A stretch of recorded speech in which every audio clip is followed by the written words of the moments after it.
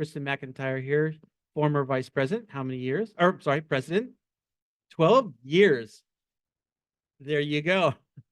Anyway, when I heard that she did this trip to Bonaire, which I didn't know where it was, and hit her up for that. And then when I found out that she was going to this ARRL board meeting, we figured we'd go over a month and combine it all. So thank you very much. Come on up.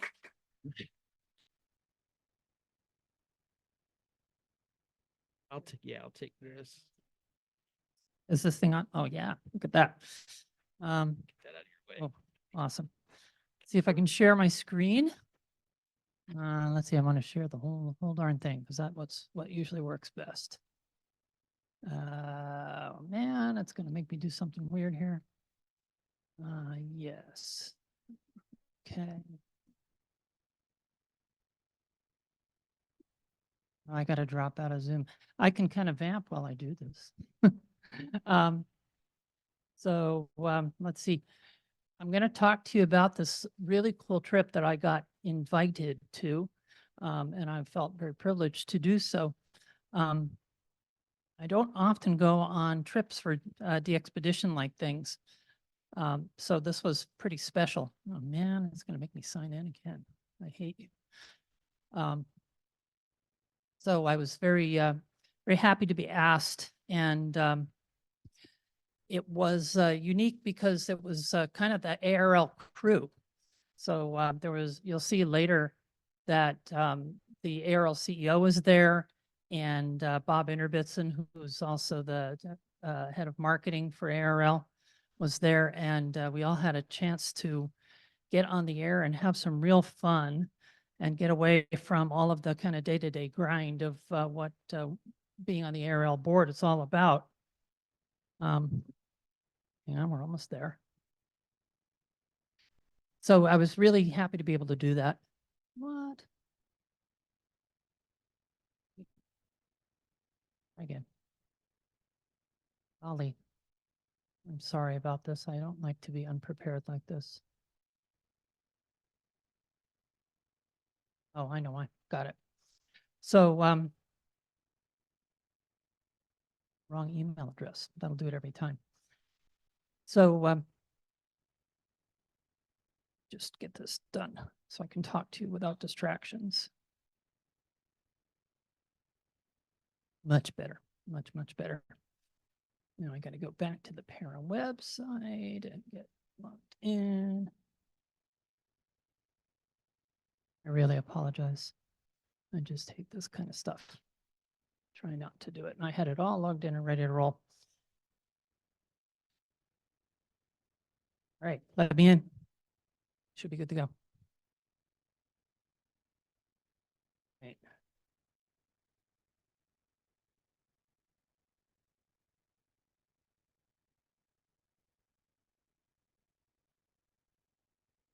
Okay, let's see, share. There we go. Totally awesome. Thank you for your patience. And bugging me.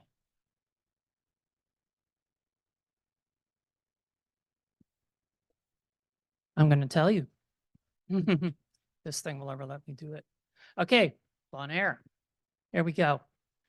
So Bonaire is Papa Juliet 4, if you're familiar with the prefix, and I'm going to tell you where it is in a little bit. But this was kind of a crazy trip because it was right after Pacificon. So Pacificon weekend did the whole crazy thing that is Pacificon.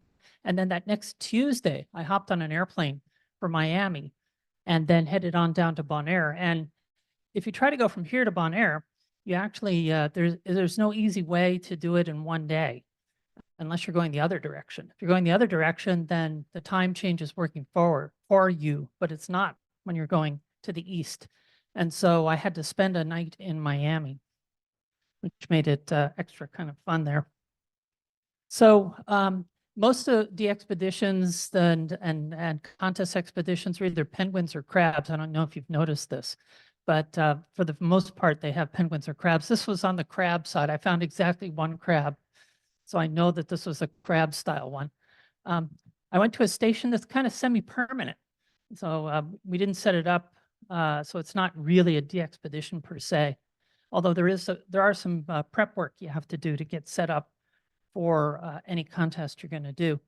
And the location was pretty good. You'll see where it is in a minute. And it's possible to win because when you walk in this house, which I'll show you from the outside anyway, there's lumber everywhere. In other words, there's plaques from worldwide wins. And so that tells you that the station is at least competitive. It's in the Southern Caribbean. Have you ever heard of the ABC Islands? Yeah. So there's Aruba, Curacao, and Bonaire. Bonaire is the B in the ABC Islands. And it used to be part of the Netherland Antilles. And that when I was, working DX, I always knew about the Netherland Antilles, but I didn't know that it had actually been dissolved in 2010 and that Bonaire had split off from, still associated with the Netherlands, but Aruba and Curacao kind of have a more independent government structure, whereas Bonaire and a couple of other Saba and Stadia over there have a more close relationship with the Netherlands still. It's very close to Venezuela. I met someone there who runs a flight school because I was thinking about maybe renting an airplane sometime when I go there. And they said, you just don't go in that direction. It's not a good plan. So stay away from Venezuela.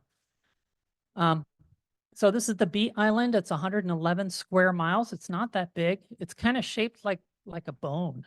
I always think it looks like some kind of hip bone or something. Only 24,000 people on the island. There are 4 languages, count them, 4. And I asked someone there, one of my friends whom I met, who was in the contest with us, she has a couple of kids. And I said, do they have to learn all 4 languages? And she said, yep, they have to learn them all. So they learn Dutch, Spanish, English, and Papiamento, which is sort of a pidgin language that came from the early traders in that area, kind of a mishmash, because this is the West Indies. So it has a very long history that way. And another cool thing is they use the US dollar. So no currency exchange needed. Just take your dollars down there and have fun. And you would think that the name Bonaire means like good air or something like that, but no. It means low country, apparently. Nobody's really sure. It's also purportedly the diver's paradise. It's right on the license plates there. That was my rental car. And there was a dive shop right at my hotel that made lots of noise in the morning from all the tanks clanking together. So that woke me up. I'm sorry? I could only hear the clanking, but that was enough to wake me up. It has very nice clear water. I got to dip my toes in the water much later on. And the ocean comes right up to the hotel. So, you kind of walk around the little hotel and there's a bar there right on the beach and you can walk down there and there's the water right there. Kind of nice. And it is sultry, in a word. It is very humid, but dry. So that's a weird thing, huh? It's always between 81 and 87. I know I never saw anything outside that range. I keep checking back on the weather. It doesn't seem to go outside that range at all. I expect it to continue that way.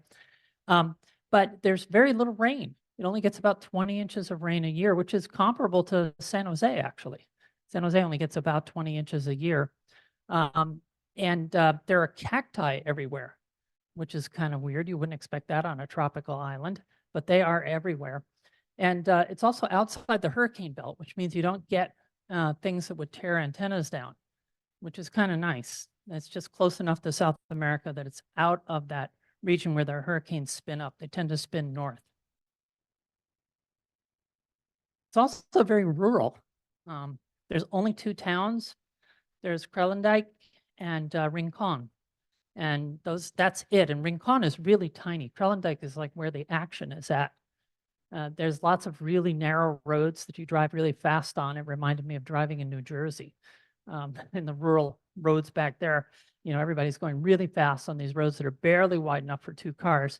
And sometimes you get this kind of a road where it's just potholes and you're playing, off-road almost 4-wheeler type stuff. And then there's chickens and goats and donkeys everywhere, which makes it extra fun. It's also wonderfully Dutch.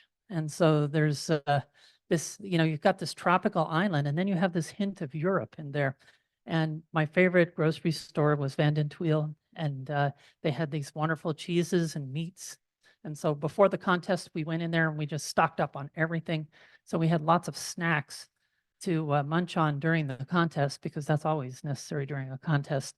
Everything's expensive, of course, because it's brought in from the mainland or from Europe. It depends. But the taste was just wonderful. I can't quite tell you what the difference is, but boy, it was yummy. And of course, you can hear Dutch all over the place inside there. So where we ended, where the station ends up is called Radio Mountain. And if you go on Google Maps, you can actually search for Radio Mountain and you'll find it. So the guy who owns the station, Noah, K2NG, he had it. I don't know if Noah did that or if maybe Bob Interbitson did it, but in any case, it's there. And you can look up Papa Juliet 4 Golf, which is the call sign, and you'll see it. And Noah's a kind of an interesting character. I got to know him somewhat well on my trip, and he's an old friend of David Minster, the ARRL CEO, NA2AA. And there's sort of this like weird, interesting group of people who are sort of members. I think the current idea is that if you buy something for the station around $1,000, you're in. And I don't know what that means, but I guess you can come and use the station whenever you want. Other people can rent it. So there's a website where you can sign up to rent the station. But if you went and rented the station on your own, I think it would be a little difficult. You'll see why, to make it do what you want. So, but there's this house and it looks more like a station. Now, when you're driving up there, you always have driving companions and they come right up to your car sometimes. And this little fella came right up to my car, so I snapped a picture of him. I think the Spaniards left them there, but they're just everywhere and they all look about the same. They have the same coloring and they look really cute, but do not be fooled. These things are kind of vicious. So they will bite you and kick you. You really have to be careful. Just stay away from them. And at night, they're like all over the place too. So if you're driving on one of those really fast roads and you're cruising along and all of a sudden you see a donkey darting out in the road or already there around a corner, you really have to stop quickly. And there's goats too. Every once in a while, the goats are blocking the road and you have to kind of inch forward and get them to move. It's kind of fun, but be careful. So the station is PJ4G, the goat, and they literally have a goat skull on the wall. It's an interesting reminder. I guess the goat skeleton was found somewhere near out there when they were working on the antennas. I don't know.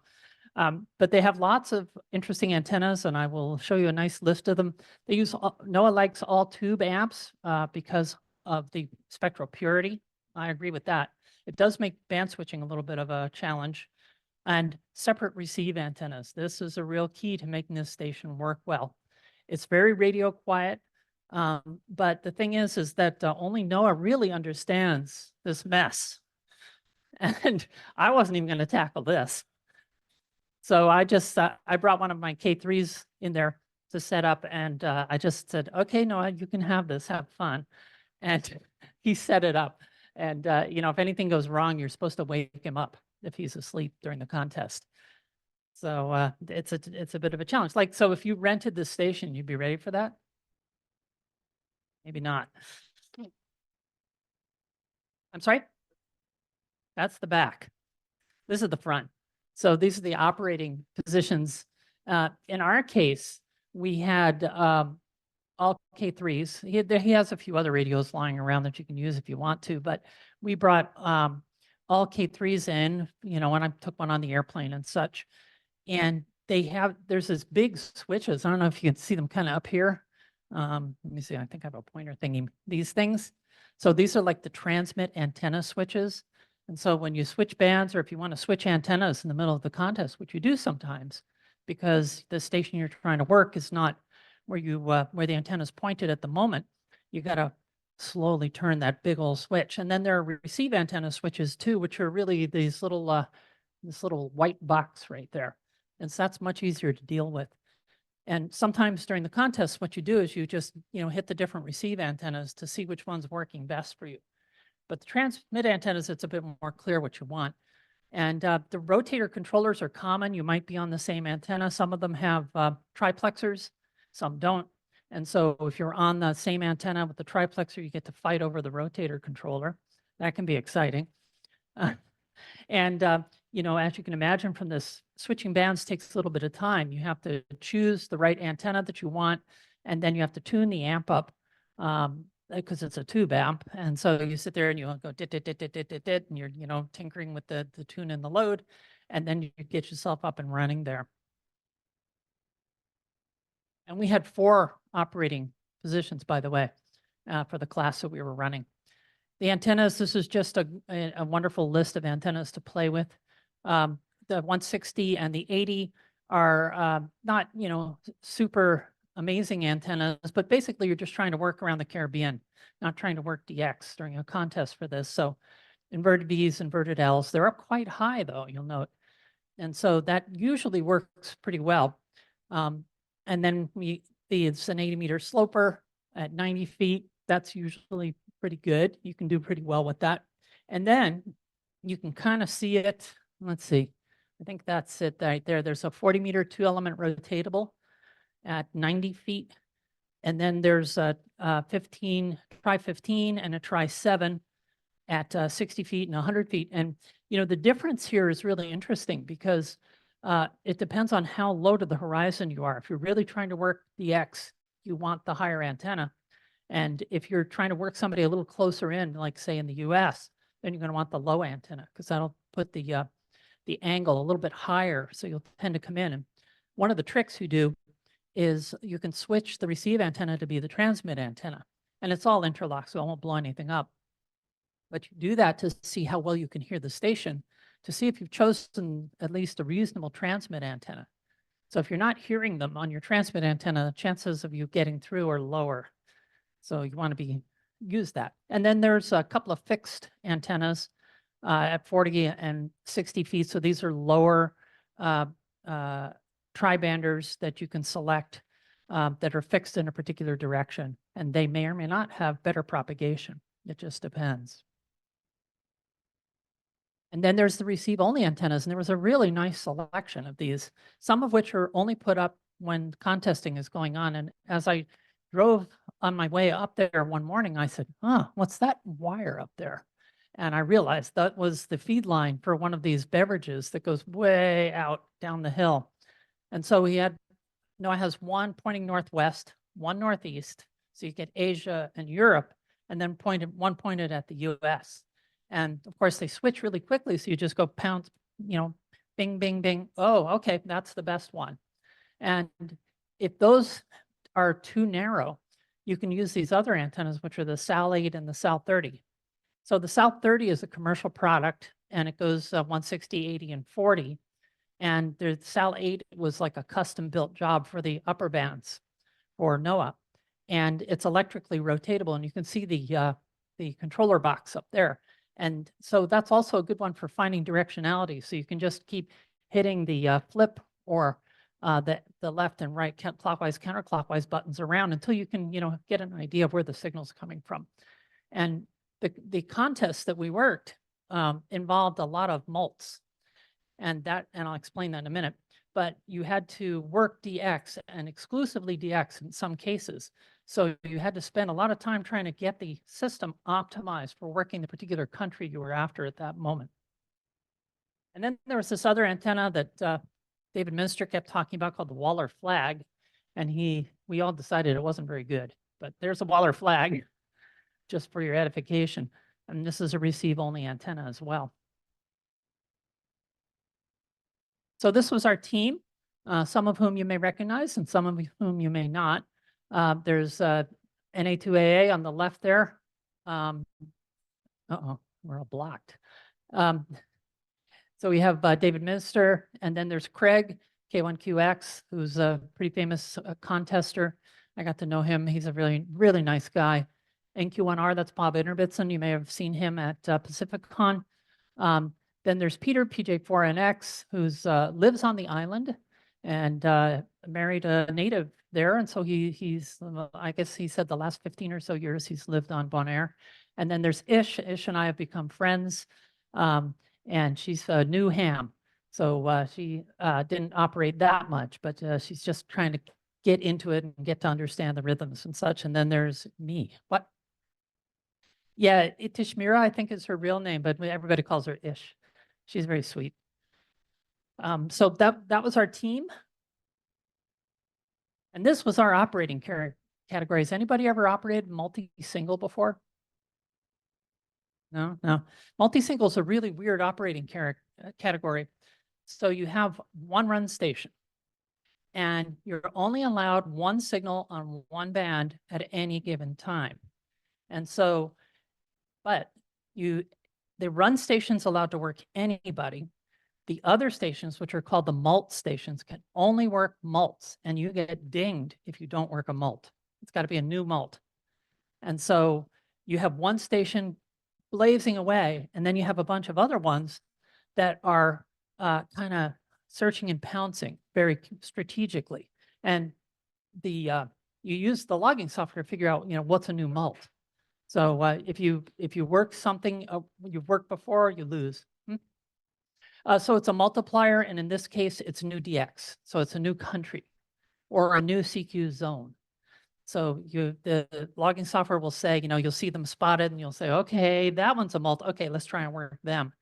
And but don't screw up. It's really important. And in fact, they actually interlock the stations so that they can't transmit at the same time. And I'll show you that a little later. It's a bit frustrating. So let's see. Oh, CQ Worldwide DX. And this was the phone version. And unfortunately, I'm not going to have any, I probably, you won't get the audio here. But one thing I want you to observe is the hardware lockout. You see this little box right here with the A light lit up? That means the A transmitter can transmit. And when the B light is on, the A transmitter, like you hit the foot switch and nothing happens. And it's super frustrating because I would just go pound, pound, pound, pound, come on. And we actually, this is a supported feature in the Elecraft radios and maybe some others, but the Elecrafts actually have a setting for this. And my radio was not set up for this. And we didn't know how to do it. It was like a hidden menu. Who knew, right? And so we were calling Elecraft support, and eventually I just figured it out on the internet, but it was a panicked moment there. But the worst thing is, when you have an inexperienced operator and they're like going slow on the other station and you're on the run station and, let me transmit. I got to get back to this guy. So I'll just kind of run the video here. And since there's no audio, you're not going to see much, but you see it switched to B over there. So it went from A to B. So A transmitting, and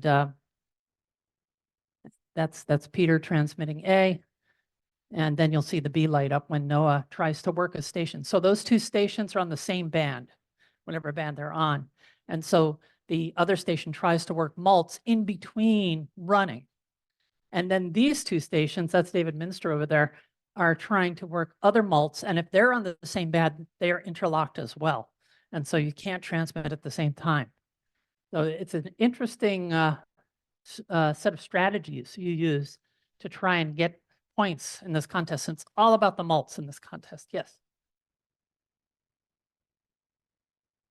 Well, you go fast. So hopefully the other station that's doing mults on that band gets done quickly. So that's why an inexperienced op makes it hard. So if you have a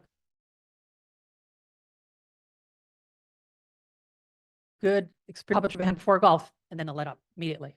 And so, or, 599 and let it up immediately so that you get a gap very quickly. Yeah. That's right. It's whoever's first wins. And if they don't let up, it's like, hit them on the shoulder or something, get off the switch. So that was a new one for me. I hadn't operated like that before, but once you got the rhythm, and if you have another operator that's very good, it really works well. But you have to have, it's sort of like SO2R. If you've ever operated SO2R, you need to have a rhythm, and you need to have this way of switching contexts really quickly and moving to the next station, to the next gap to be able to talk. And it is possible. It's just not entirely easy. So this was, I did my part and I loved running when I could get on. And it was, it's a shouting contest. I don't usually do shouting contests. I like CW more.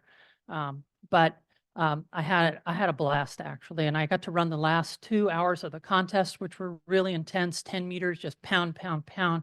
My maximum rate was 450 Qs per hour.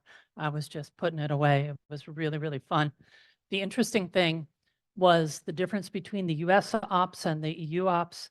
The EU ops were a lot more kind of slow and a lot more overs and things. The US ops were like bang, bang, bang, bang, real rhythm. So when I got a US pileup, it was great. I could just work my way right through them. When I had a lot of Europeans, it was much more difficult, much more time consuming. So obviously I hit that peak rate when I had a bunch of US stations and was just pounding them out. Of course, yeah, Daryl.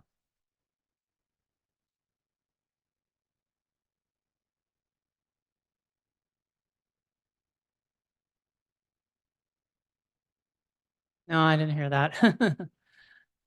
uh, no, didn't hear that. Cool. Yeah. Let's see. Wind test, I think. Yeah, it wasn't too, I didn't care that much about what logging software.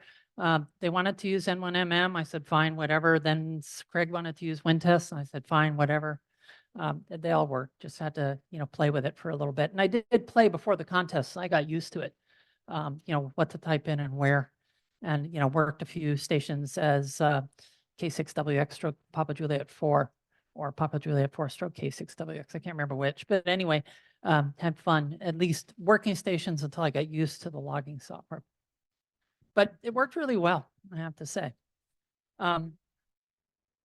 Yeah. Well, I mean, look at those antennas. Geez Louise. That's a serious station. And 1500 watts, of course. And we worked a ton of DX. Obviously, this is a DX contest. And so we were seeking out the DX. I worked places all over the world.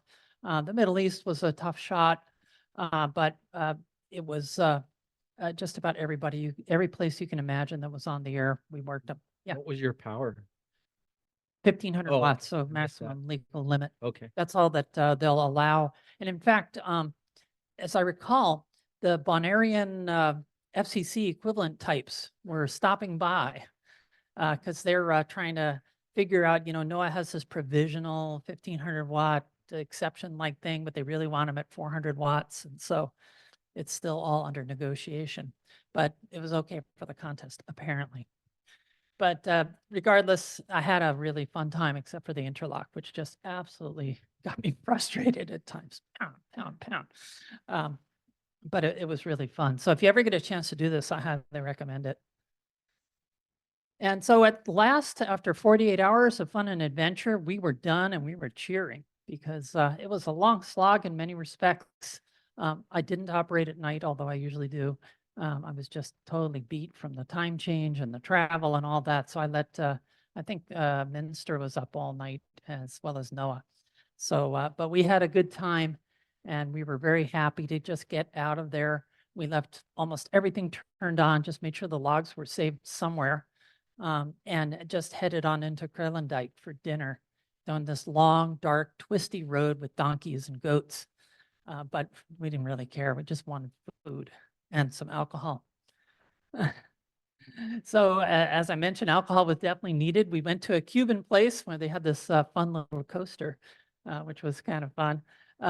And what we tried to do is not talk radio and just enjoy each other's company at this Cuban place. It was very loud.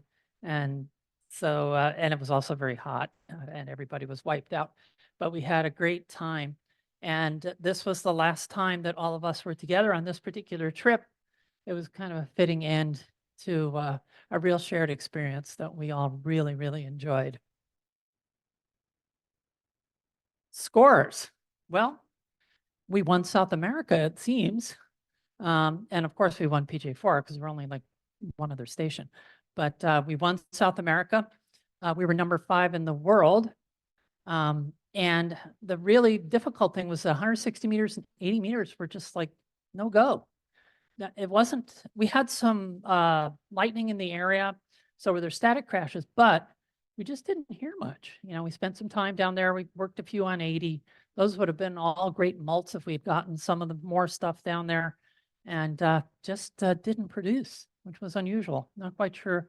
So we missed a lot of the Caribbean because of that. We couldn't work the close-in stations, which is what you rely on at least 80 meters for. But it was just sort of okay. We would have scored much better had we been able to really cash out on 80 meters at least. But you can see these were the preliminary scores up here.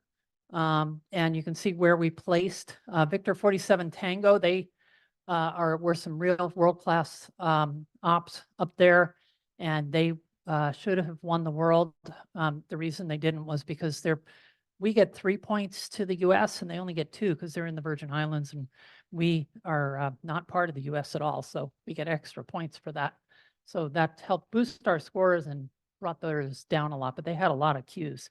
But I'm happy to say that today, actually, this morning, the official results came out, and there's our certificate. So we were #1 in Bonaire, #1 in South America, #5 in the world. So I think we did okay. I'm not displeased with that result. So that'll do. And of course, after this, I had to do some horrible experiments because it was just too much fun not to. And I have remoted my station in San Jose to over screen sharing, basically, to do FT8. So I wanted to know, could I, work from San Jose back to Bonaire while I was just sitting there in Bonaire? So Interbitson and I are sitting there, and I said, okay, Bob, let's try and work each other. So I got on my station here, and I set it up, and I transmitted back to Bonaire, and swung the beam around and all that. And there was some, like we had something off frequency, I think, on Bob's end. But eventually we figured it out, and it worked, and we made a queue, and I said, all right, that's awesome, great.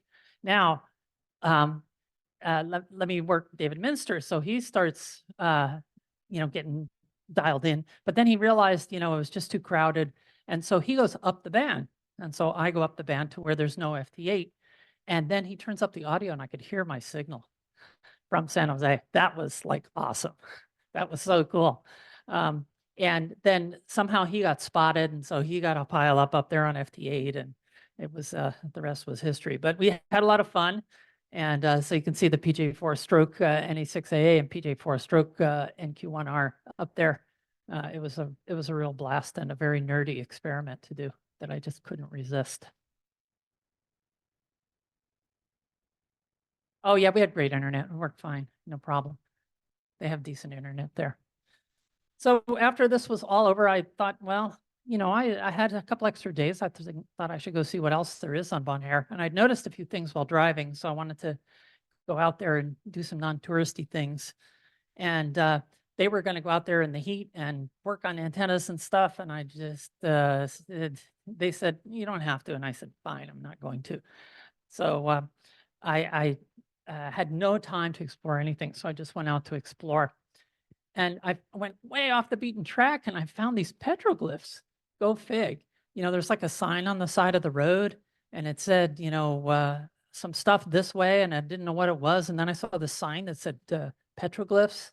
And so I drove out there, and sure enough, this is where I was driving around these potholes, like you saw in the earlier picture, and kind of doing the off-road thing in this little tiny, tennis shoe car that's not built for this at all. And I'm following this this kind of 4x4 like thing that's doing the same thing, only I'm just kind of doing it, in my own way with this dinky little car. And so I come up and I'm reading the sign, and then this guy comes up to me and he just fires off a bunch of stuff in Dutch. I was like, sorry, English only. And he says, car okay? I said, okay. Anyway, it was fun to see these. Apparently they were used for celestial tracking. So they would sit out there and look at the stars and etch in the rock. That's kind of neat. There was a racetrack, and this was really weird because there's no like cars that I would consider fun to race. But it looked kind of like an oval track, but then I saw these tire tracks, and I guess they're drifting out there. But it just seems like not Dutch and not Bonairean to be drifting out in this track. And they were building a drag strip. Go fig. That's kind of weird. but it is there. But then a really cool thing I found was the Tanki Maraka World War II radar station. And this had caught my eye, the sign, I saw radar station. Oh, I got to get there. And so I drove out there, and there was just this, it was an open air museum. There's just this gate you can see, and got out of the car and just started wandering. And what I found was that there was this military camp there from 1942 to 1947, and that they had treated it as an archaeological site. So they went out there, whatever the archaeological society there went out there and like dug up things to see what this was, because there are very few records of what happened on the site. Unfortunately, there's no pictures of the actual stuff that was there, very few, and no pictures of the actual antenna array, which was a little disappointing. But this all happened apparently because there was a U-boat attack on Aruba, because Aruba had a lot of oil refining going on there, and Hitler wanted the oil. And so the US was setting up this radar station to keep track of what was going on out there in the Caribbean. And there's like where one of the transmitters was, those pipes were for the wires coming up to power the transmitters, maybe some cooling and other things. This is what the site looked like, kind of wandering around from sign to sign. And they were numbered, and you could just follow them around. And boy, it was so hot there at that time. It was just like covered in sweat when I got done. It was apparently a real picture of what the place looked like when they were operating the radios there. But very little information around about this site. So I found that quite interesting. And then there was the flamingos. Everybody said, oh, have you seen the flamingos? It's like, no, I haven't seen a single flamingo. Where are they? Well, it turns out that they're all down by the salt marshes, which is at the southern tip of the island. The Cargill Salt Company used to mine that area, and they still do. They still have, automated salt ponds and mining down that way, and that's where the krill are. And the flamingos eat the krill, and that's how they turn pink. And I actually found a few. It took a bit of looking, but sure enough, there they were. And I found these weird little houses, and it turned out that these were slave huts. So they used to have slaves come in and harvest the salt, and they stayed in these little huts. I would not want to live in these things. They are very cramped and very hot. But there they were. There were a couple of different instances of them. And there was actually you can't see in this picture, you can kind of see it sticking up there. There's an obelisk, which I think was so that the ships that were coming in could tell where the huts were. And then lastly, there was the Kadushi distillery. And I think those cacti are called Kadushi. And they made these liqueurs out of that and other things on the other islands. And so they had different themed liqueurs for each of the ABC islands and the other 2 islands in that general area. And they made their own rum, and they made their own vodka. So we went and tasted it. And Bob Ingerbitsen loves this stuff. So he bought a whole, pack of them to take home in his luggage. I think they made it back okay. But that's his particular taste. A little sweet for me, but it was kind of fun to see that there. It's very out of place. That's up in Rincon. Yeah. Oh, yeah, maybe I did it wrong. I don't know. Could be. Probably. I mean, these are new slides. So at the end, we had to go. It was time to go home at last. I did one last run to the grocery store and got some meat and cheese to take home, which I snacked on for the next week very judiciously. And I get out to my hotel, and I check out, and I look over, and there's Bob Ingerbitsen, who was not staying at this same hotel, and he'd just come out from snorkeling. So I don't know how he even got over there, but there he was out there early in the morning snorkeling away. It's it was very pretty water. And so I took him to the airport, and we went through customs together. And it turned out, of course, a whole bunch of us were on the same flight to Miami. So, you get on the airplane, it's like, hi, we all know each other. And it's kind of fun because you have a lot of camaraderie after a trip like this. But that's not the end, because I'm going back, and I'm going back at the end of this month.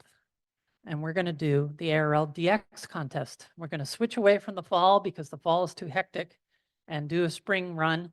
Last year they had they did the same thing. They did the spring ARRL DX phone, and so we're going to do that.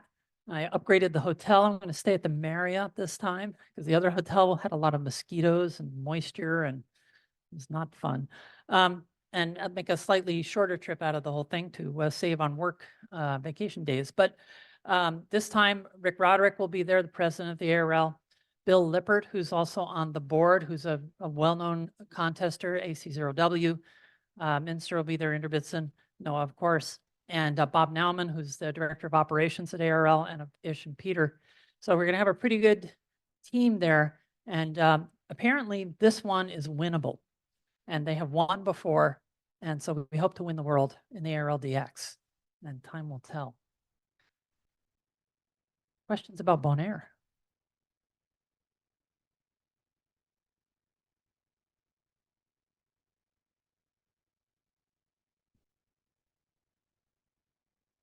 Congratulations on the trip. Did the fact that you were a YL make a difference to the contesting, or I guess it was so fast it didn't make much difference, or what? It might have. I don't know. When I was running, I got pileups. And when I worked YLs, when I was doing mults, they would really respond more easily. So I think maybe it helped a little.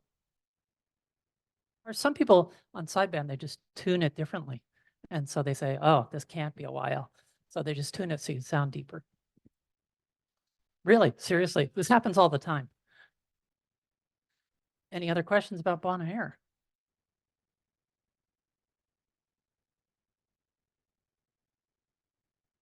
People on Zoom, please type your questions into chat.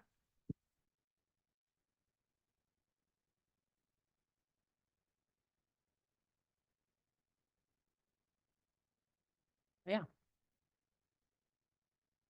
How old is the station? How long has it been in Oh, existence? that's a good question. It's not that old. I think maybe 8 years, something like that. Noah retired and then he wanted to do this thing. And I don't remember how he got the deal in Bonaire. He said the house was about $160,000, so not too bad. And it's on this little neighborhood with no other hams, of course. You said those amps were tube amps. What were they? So there was an Alpha 85. There was a couple of other random ones. I don't remember all of them. It was a motley collection.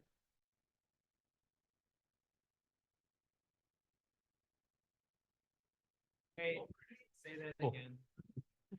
So are there people operating from Bonaire on a regular basis when there's no contest? Like we can find that DX for us? Yeah. What's the PJ4 Kilo, I think, is the other pretty active station on Bonaire.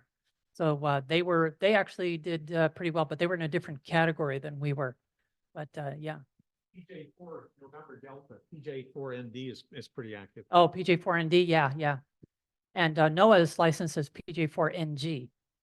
So when he's down there, you'll hear him work as PJ4NG. And I did some stuff before the contest as PJ4NG to pull in more stations. Any other questions?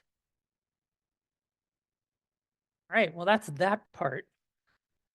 So you guys wanted to talk about some ARRL stuff?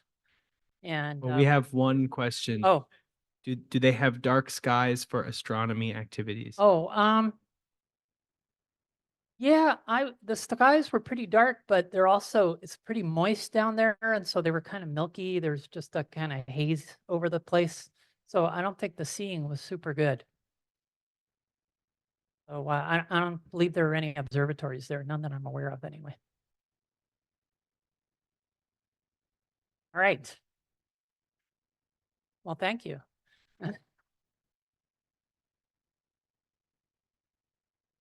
Hopefully this is a good thing.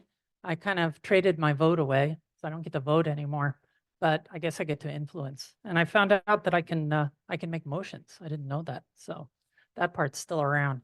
But yeah, my job now is to learn everything I can from Rick Roderick.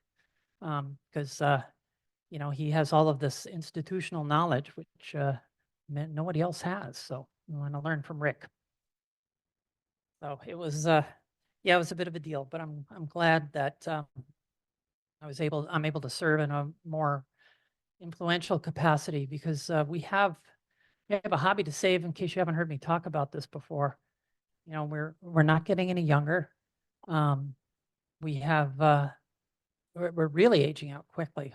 Honestly, we can't really get a lot of youth in here And it's a real problem. We have some, but we really need a lot more. We need a higher rate of getting young people involved in amateur radio. And it is not easy. Because most people, some of you who've been a para a long time may remember my son who used to come here and do raffle and stuff.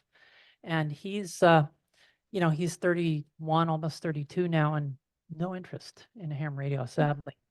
So we have our work cut out for this. I'm going to need all of your help to do this, to make ham radio more appealing for younger people. I have some ideas, some of which you probably heard me talk about before, like gamification.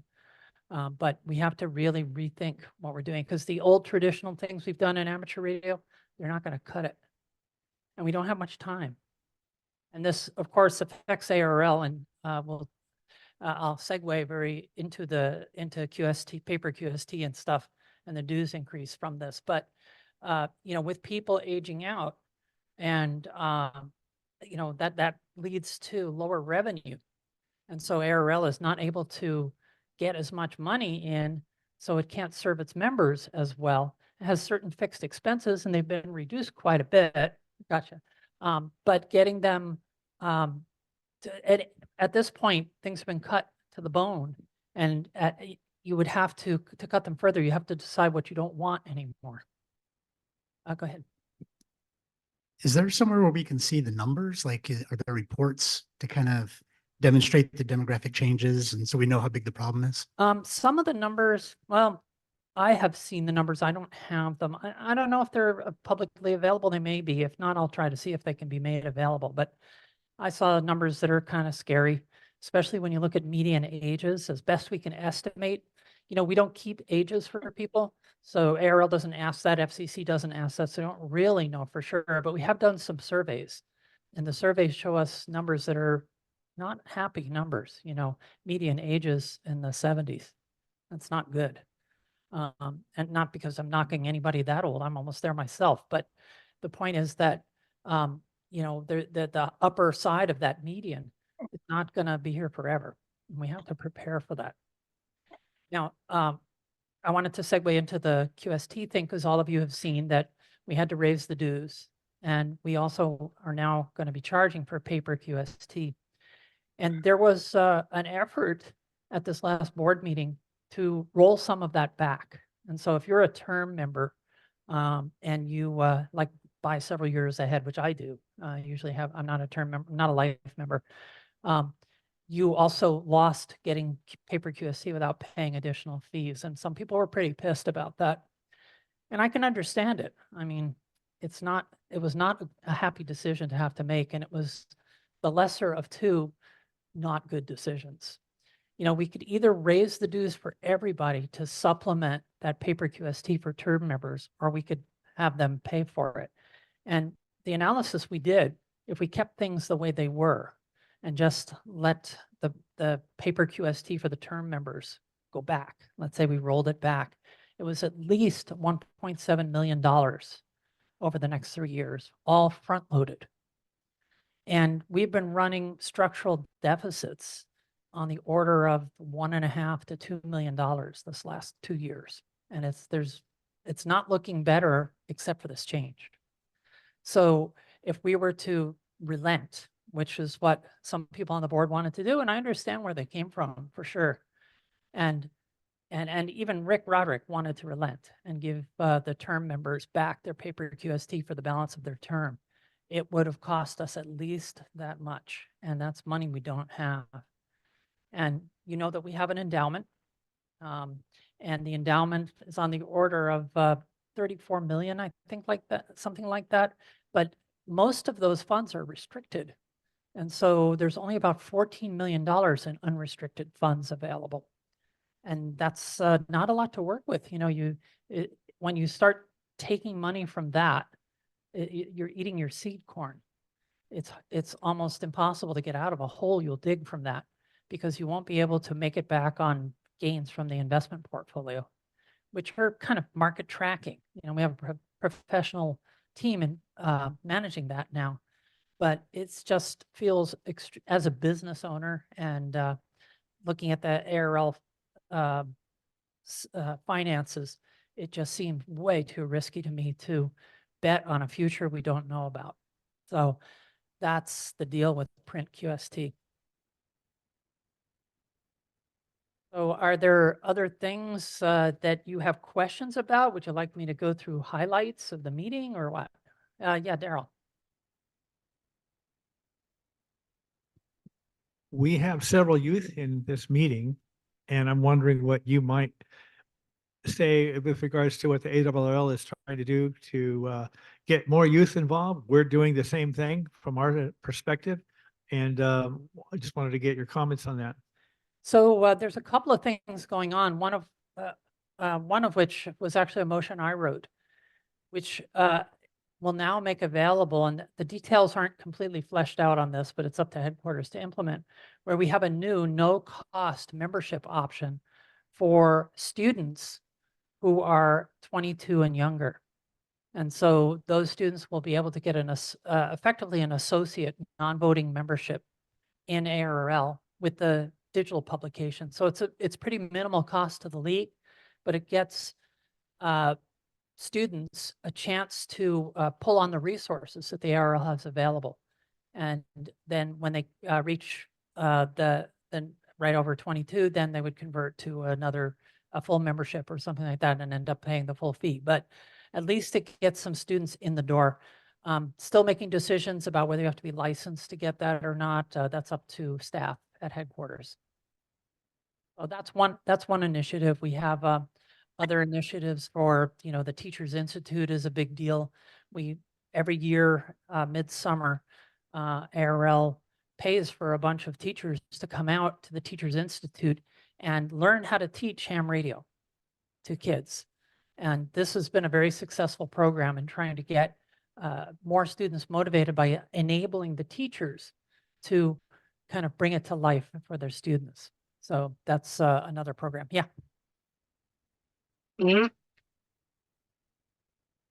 Let me put, instead of slides, let me put up, not that, but this.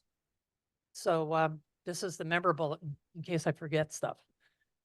One thing you notice, did you all get this member bulletin?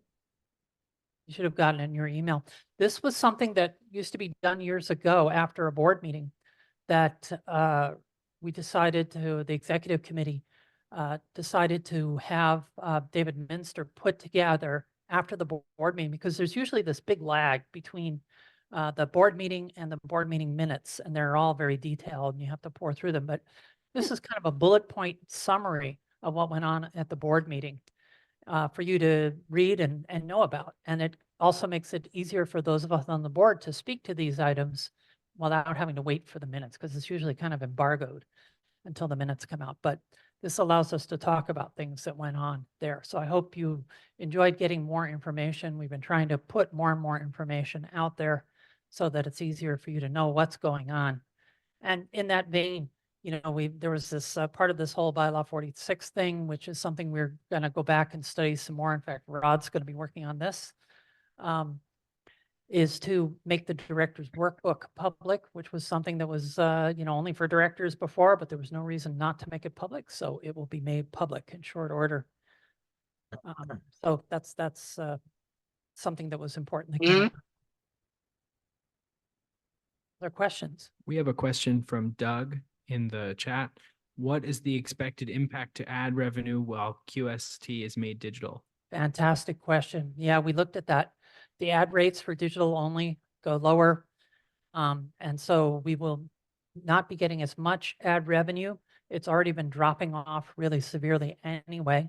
So a lot of the big advertisers that are left are like DX Engineering are continuing to advertise because they want to support ARRL.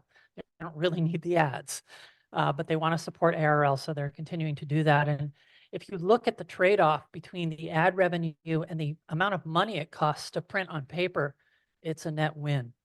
Paper is getting more and more expensive. We even have to hunt around for the right size and thickness of paper to be able to print QST.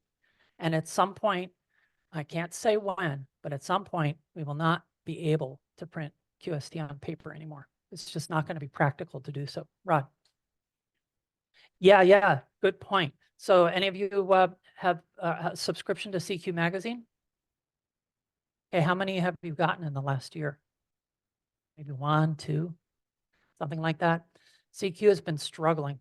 CQ only has their print business. The contests are a separate entity these days, and they are on the verge. Maybe they're bankrupt now, I'm not sure, but it doesn't look good out there. And so they're not even able to survive. ARRL can survive because we have other things. And so we've got to make sure that we have other sources of revenue other than print media.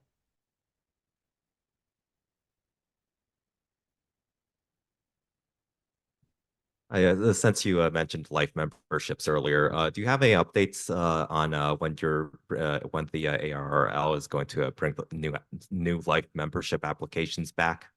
Yeah, so we have done, we stopped life memberships, you may have remembered a while back, because we had this back when we did the dues increase, because we needed to have an actuarial analysis done. That analysis has been done. And it's very likely that they're going to come back in a sort of a banded fashion. So they might be like 10-year chunks of different pricing. It's not going to be cheap. If you look at the actual costs, we were losing on every life membership, significant money. If you got one of those life memberships for a few $100s way back when, you won really big. So it will be coming back in the next few months, probably. I'm not sure exactly of the timing, but expect it to be expensive and expect it to be banded, but it's going to be revenue neutral. I don't know if I understood this, but did the ARRL take on Gordon's publication? Yes. So this was something that's been worked on, had been worked on for, well, gosh, a year and a half, maybe a little longer. With the person who had all of the rights to publish Gordon West's magazines, something called Master Publishing. And we had kind of an on and off relationship with the guy who owned Master Publishing, trying to get him to sell at a reasonable price. And so the negotiations fell apart once or twice, and eventually it kind of worked out, and we closed the deal very recently. You may have seen the announcement. So the Gordon West publications are all part of ARRL now, and David Minster has a name for Gordon's positions, like master educator or something like this. You know what it is? Yeah, something like that. Anyway, a big deal for somebody who's been instrumental in educating new hams, and so those will be published alongside the ARRL publications because they're a little bit different. And so they should be available on the ARRL website even now.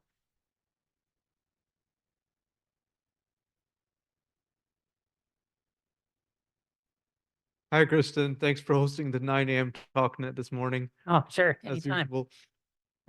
So I still have a good connection with my college club at UT Austin, N5XU, and I'm wondering if there's anything I still consider myself young, and the college club can do, aside from just tabling at events. Is there anything specific that the analysis has shown? Because I don't think I don't use social media, and that group is into ham radio more than social media also. So what can we do from that sort of perspective to spread ham radio? So I have a couple of suggestions, and I assume maybe I'm hoping you're involved with the collegiate amateur radio thing that the ARRL does. So that's a really good program to try and activate clubs that have been dormant. But one thing is, of course, the easy one, which is recruitment. Try and get as many people that are new that have just arrived. You're at UT Austin, is that right? Just arrived there. Freshmen, get them in there, get them on the radio, and have an operating event or something like that. Now, here's the harder ask. So I believe that we have a lot of work to do in software around ham radio, and some of that work is around reinventing what ham radio does and what it means. And I have this bug, and I'm going to say it until everybody finally listens to me, is we need to gamify ham radio in a way that young kids who love gaming can get into it. And that means flipping it upside down. The easy notion is to just say, okay, well, we'll insert ham radio into a game. I want it the other way around. I want there to be a game where ham radio is the underpinning. It's the fabric that makes it go. So think about that. Get your crazy software engineers cranking on those ideas. If you know anybody who's in the gaming industry, send them to me. I want to talk to them. Thanks.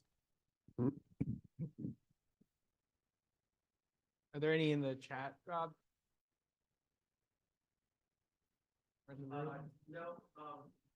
I did make a comment about making sure you come out and help us with field day. How about that? Sadly, I will be in Vietnam that entire month. So Oh, my goodness. I'm going to miss field day. I may even miss it next year if I end up at Friedrichshafen, which might happen. I don't know. We'll see. But yeah, sadly this year for sure, I will be away for a month, and that includes field day. Any more questions? Oh, Davis Scotland. Dave. Nice to see you, Dave. It's nice being seen. I was wondering, there's the ARRL has always been an icon out there for me, and the breadth of knowledge of all the members, of course, has been significant. And I was wondering, first I had a question about the financial structure and how that is. You mentioned these segmented concepts of trying different approaches and so on, and the question towards youth. And of course, if everybody is, if there's no age determination except for guesses, if you will, then we really don't know how everybody really is. But I was just wondering how that to use the series of committees and things to kind of look at things. You use mathematical evaluations and so on, and then. But I was wondering the financial structure. You've got the money come in from the grants or whatever that's not the word, but you have the money that's coming in for forever, so to speak. And then you've got things that are overhead. I mean, you've got the Newington with the shack and all that sort of thing. You don't really have a good picture of that except for mentally. I've never been there, and then you have the administrative staff that are supporting at the site. And then what other kinds of overhead do you have besides the QST and because a lot of this stuff is done with volunteers, isn't it? I mean, or is it not done that way? Okay, let me answer. Hopefully I'll get everything. If I miss something, let me know. So starting with understanding what's going on with age brackets and ham radio, we really are flying blind. I was a member of a working group that was looking at strategies sort of 3 to 5 years out. And we had to make a lot of guesses, but we do have a little bit of survey data. What I've been advocating for so that we understand the problem better is getting a survey together that the ARRL VEC would give to all the VEs, at least in the ARRL VEC, that would be on an iPad, for example, and it would be like an exit interview from your test. And so you would have the option to participate in a survey after you had obtained a new license. And of course, we can survey our members. That's easier to do when we've done it. You saw the survey about the dues, but for the new people, I want to have that exit survey, but I want it to be a longitudinal survey.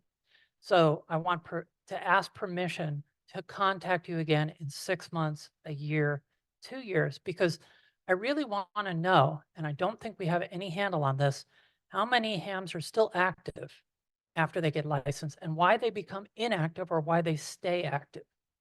We have a few hints about this because there was a survey done by section managers asked to survey some people in zip codes in their sections.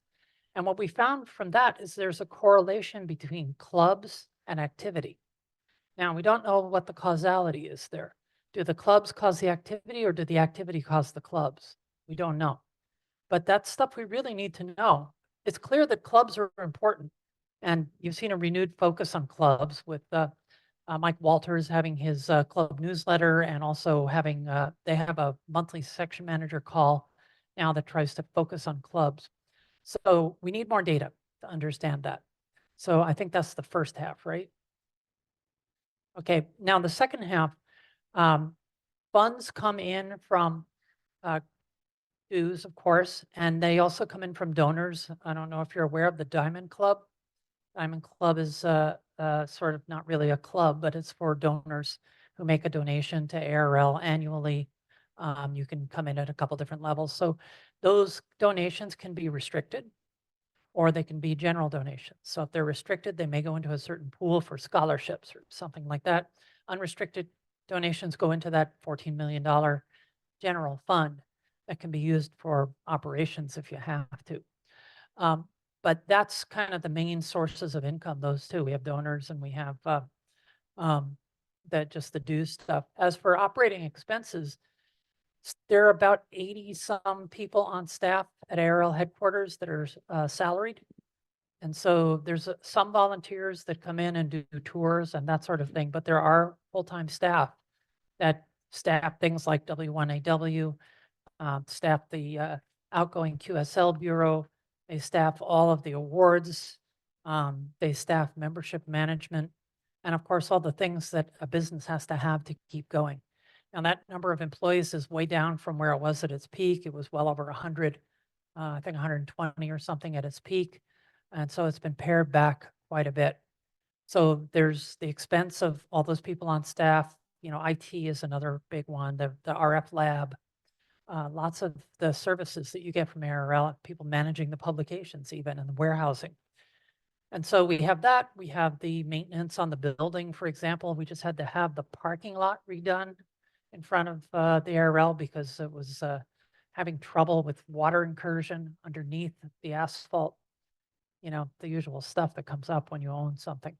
So expenses are not trivial, but they're also not break the bank. So we try to run it as frugally as we can. Hopefully that answers your other question. So question in the chat, how are you going to get your information from other VE testing organizations, i.e. W5YI and Sunnyvale VEC? Both have access to submit to the FCC database, which bypass ARRL VE access. Questions referring to the previous. Yeah, so I think W5YI may be holding up shop. I'm not sure. I'd heard that rumor, but that regardless, it's a great question. I don't think we need to sample every person. If we can get a reasonable sampling, we can do, you know, statistical inference, if you know what that is. There's not too much of a bias when it comes to one VEC over another. So we're hoping that'll be enough data, or at least I hope that'll be enough data. This is my pet project. You know, headquarters has only bid on this a little bit. Can you give us a quick summary of what's been cut over the last, I don't know, 4 or 5 years? A lot of staff has been cut. So functions, no functions have been cut. We've just pared them back to be as efficient as they can be. One function we tried to cut actually was the outgoing QSL Bureau, and people didn't like that. So, or no, in fact, we tried to increase the rates. We ended up putting that back into the outgoing QSL Bureau because there's less and less traffic, but we're going to keep that going. You know, as David Minster would say, what would you like me to stop doing? You know, you have to pick something, and that's the place we're at. Other questions?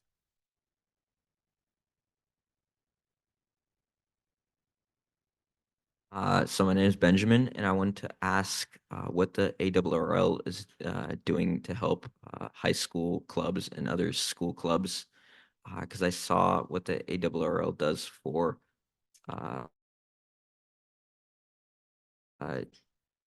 see stuff about just clubs that are not affiliated with the school, but part of the school. Yeah, that's a great question. I can't give you a specific answer because I don't have one, but it's something we are aware of that needs doing. And the first step of that you're seeing with these no-cost memberships, that'll be a beginning. And the Teachers Institute, of course, helps to create more of those programs. But you're right, the league needs to do more for the unaffiliated clubs. I'll take that back as feedback.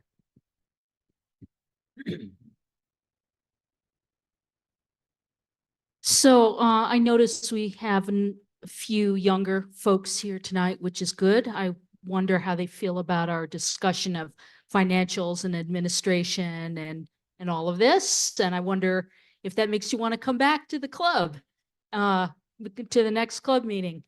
But seriously, question, have you asked? We have a group of people here who might be willing to answer questions about why they're interested in ham radio. How does it fit into the new technology stack? How does it fit into social media and everything else that's new, that is modern, as opposed to what ham radio was like back in the 1970s and 1960s. So yes. So have you asked, and do you have plans to ask? We have asked, and we ask in a lot of ways through the Teachers Institute. So every one of those teachers that goes back brings information back from the classes that they teach about what the kids are interested in and what's motivating them. We fold that back into what we have the teachers work on. I don't have those data in front of me, but we do ask, and we have some ideas about what is motivating students, younger people. And a lot of what we get back is that they're not motivated. And the ideas are to try and figure out ways that they'll be motivated. And a lot of the thinking, sadly, goes, well, I loved ham radio when I was young, and it was really fun and magical. So they just got to see the magic. But people don't really get it, that's not going to work. Okay, so it sounds like you've asked the teachers. As a mom, I have a hunch that teachers are not always completely in tune with how, with their students. So, you've got some people here, maybe you could chat with them after, the presentation. And, I offer this idea, ask the students themselves, see if you can get insight from them directly. Because there are people who are interested, and I personally get the sense that they try it and then they get kind of turned off later on. So you're thank you. implying that I've never asked, and that's not true. I do. So I have talked to Alexia, in fact, and I have talked. We went on a flight together, so we've talked about a lot of different things. So I do ask students when I get the chance, and I talk to them whenever I can. Yeah, this is turning into almost a youth night, which I'm really happy about. And so I saw this developing earlier in the week, and that's why I sent a late email to Anya, and I see she's here, and Alexis here, and we have some other new hams that are youth. So this is terrific. And on my agenda, you're going to be on the spot in a little bit, so don't go away. We're going to have some visitor, our normal visitor section here. And then Connie, I'm going to be asking them questions about why they're hams. So that might help you then. Yeah, and I'm going to give you one of my cards from ARRL. And if you ever become disinterested in ham radio, I want to talk to you. And I don't mean that in a bad way. I mean, I want to know why. So I reached out so first of all, want to remind everybody about the YouthNet, which is why a lot of these guys are here this evening, and that it's not just youth that are participating in that net on Tuesday evenings, but adults have an opportunity to participate as well. And I've been working with Alexia to try and get some more traction going and kind of get that net going again and getting, and South Bay Amateur Radio Association is technically the sponsor of it. So being basically Rob's counterpart from Sabara, I'm here as well. I reached out to Steve Goodgame, and, Alexia and I were talking the other day. I said, are there other youth coordinators in the other sections? And she wasn't sure. And when I reached out to Steve, and he wasn't sure. So he was going to work on maybe getting a list together, because I thought, well, wouldn't it be cool to get those youth, coordinators connected, right?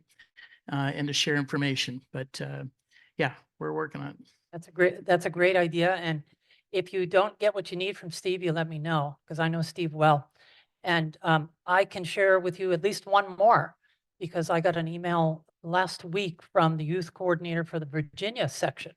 And she was looking for some information on age demographics for hams and that sort of thing. So If you send me an email reminder, I'll put you in touch with her. Yeah, and real quick, I know at one time Anya came up with a great idea that a lot of the youth right now have their phones in front of them all the time and they're chatting. And I think there was talk about coordinating some sort of ham radio Discord chat group or something. And I think that would be great. Oh, was it you, Alexa? Mike to Alexa there. Let's see what she's got going. Yeah, that was my idea, not Oh, hers. perfect. There you Um, go.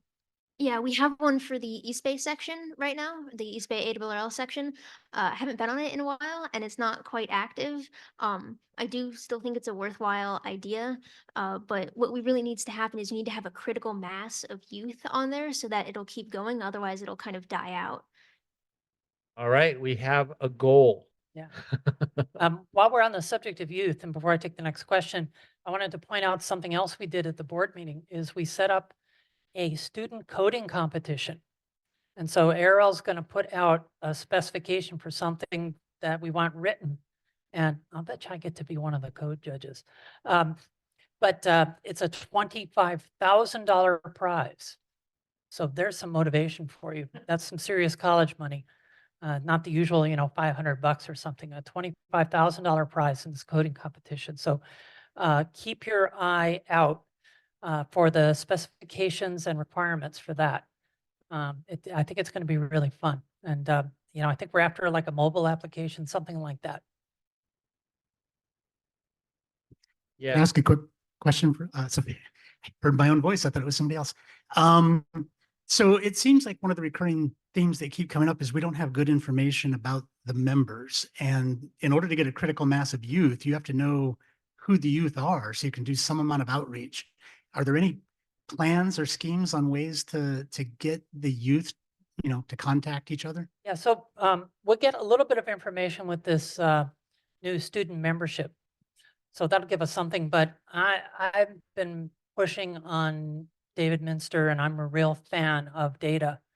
And I want more surveys to be done more frequently at a more lightweight level. If any of you are a member of AOPA here, anybody remember? We have one. Okay, so not just AOPA, but I think maybe it's AOPA or was it one of the other mailings I get. They have a survey every week. It's a multiple choice answer.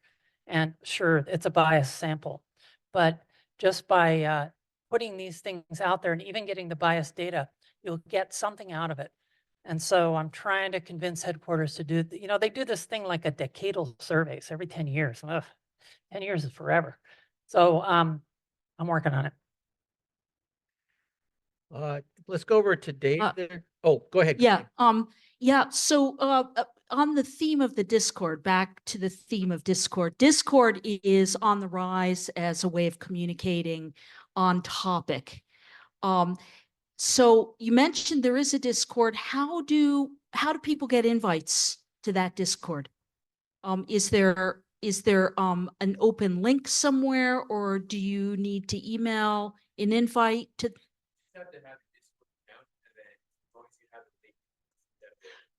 Right. So how do you get the link? Yeah.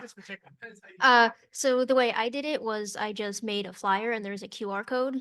And so youth would just get the flyer and then they'd take a picture of the QR code and from there they could get to Discord. And you hand it out. Yeah, I handed those out at Pacificon. Okay, so if I didn't get the flyer, and maybe others didn't get the flyer, how would other people get that QR code or the flyer or the link? Is that online or is that something you would like to send out to somebody or?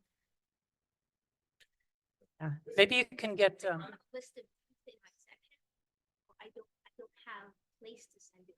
Okay, so you need a list of people first.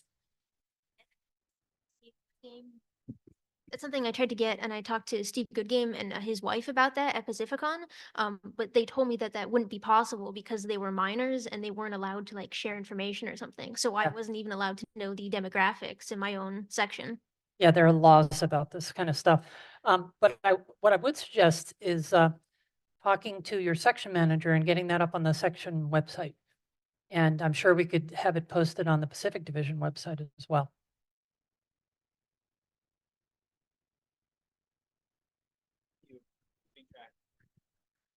Okay, yeah, this is maybe really quick here, but I just wanted everybody to kind of go back conceptually back to the beginning of things, if you will, in thinking about what we're doing here. There's a communications scene here. So 30, 50 years ago, whatever it is, we had communication tool that other people didn't have that weren't amateurs. In other words, we're talking around the world, we're talking here and there and everywhere. So transition to the current situation, we have tools now where we can talk anywhere in the world using the internet, of course, and as well as these other tools we developed through the amateur radio. I'm saying we have those tools now we didn't have before. So if I want to communicate with people, I can do that anywhere in the world with a cellular phone, using that as an example. And so before, the challenge was you couldn't communicate. We're using these tools to communicate now. Now we have the tool to communicate anytime we need it. And why is amateur radio involved here? Why do I want and that's, I guess, the idea I'm saying is that now we're saying, okay, you've got the internet. Take the your chat microphone or whatever it is, your keyboard, and only use one finger, or talk with your, use one hand behind your back, kind of thing. And that would be the equivalent of old ham radio versus new ham radio, if you will, as far as the tools are concerned. And in communication now we have instantaneous communication everywhere. And so what is the challenge anymore? In other words, we got this other thing that's going to slow us down. We're using a tool that is not as efficient as the internet is. So I can understand what you're saying, Kristen, as far as the idea of getting gaming involved in the whole thing, because you think about, okay, I can use this particular type of rig, or this particular type of mode, or this particular type of situation, and build that into a game and say, okay, these are the parameters. Use this, because we know we can communicate with everybody anyway, any time. I mean, by using the internet. But these are other challenge. Use another different kind of a way to challenge us. I guess I'm trying to say that's where the gaming comes in, because we got the perfect tool now, and I'm not saying perfect, but we've got the ability to communicate somebody in Timbuktu instantaneously. So doing that with a ham radio is kind of like, well, we're backing up. We're saying, oh, it's hard to do it this way. So you got to get that gaming thing in there, I think, or some way to make it a useful challenge for someone, and say, hey, you want to really be challenged here? Try doing it this way, because we can talk to anybody anywhere, but try to do it this way or that way or whatever it is, and then build up the structure of those things such that they're readily involved. People are very involved by getting into it and getting the rewards and other kinds of accolades. Otherwise, I can't see how we grab people.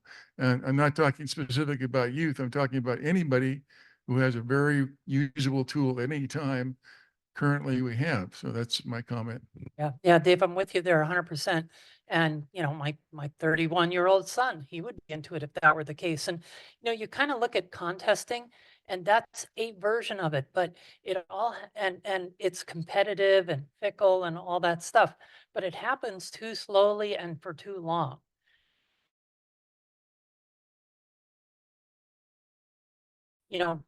Those kids don't want to do a 48-hour contest, right? You'll do it? Okay, you win.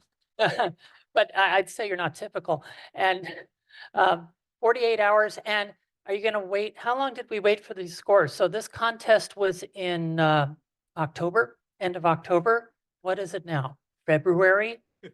So I gave this talk at Pacificon. Ham radio is dying, or is it?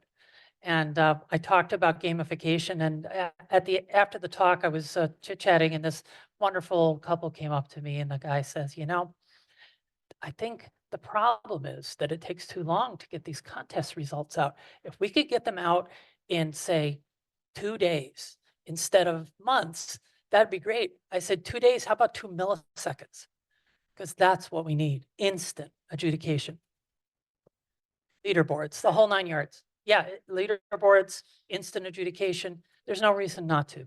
We have the internet infrastructure. All right, we got a couple more questions, so we're gonna have to tie it up because we still have more on the agenda. I saw Mark and then Steve, I think, had another one. Or even, okay, go ahead, go ahead. 3 more. Okay, we're gonna probably have to call it there. This could go all night. It's a good conversation, though. Yeah, but you can always contact me. Yeah, I'll just give a comment. My entry into ham radio was not about contest or contacts. It was more about geography. Was learning about as the contacts happen. There's a lot of learning that would be very experiential learning Yeah. that we can have, and that I think is kind of missing. Like FT8 completely gets rid of it. It's the digital fast contact, Yeah. but we don't get to know anybody on the other side. That's right. Digital, And I call it and I think DX. that part is like the digital is actually taking it far away, even though it makes the gamification easy. Just Yeah, a yeah. comment. But Yeah, FT8 is the gateway drug. It doesn't cover everything, but it gets you in the door. This fills in a little bit more on what Dave said, and I think you raised some really good points. Chris and I both have sons about the same age, both licensed, and both losing interest in ham radio. And I wonder if the reason they're losing interest is the same reason that ham radio is less interesting to new recruits. My son told me, he said, "Dad, you're not going to like to hear this, but it's a hopeless battle."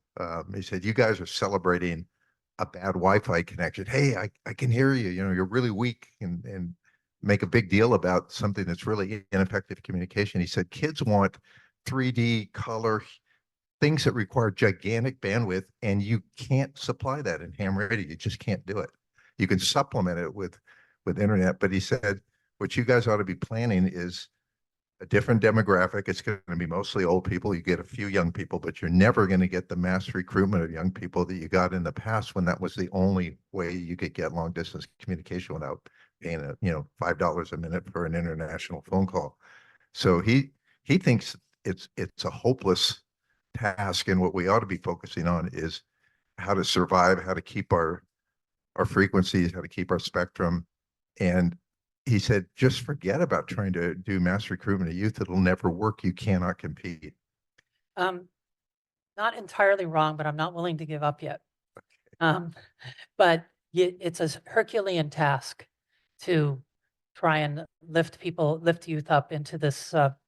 It's certainly not going to be the way it was before. It has to be something completely different. I definitely agree with that. But if we don't have a critical mass, we're going to lose our frequencies. So we got to work on something. And I just want to try a few ideas before we completely give up. There's got to be something out there. We're all bright people. Let's figure it out.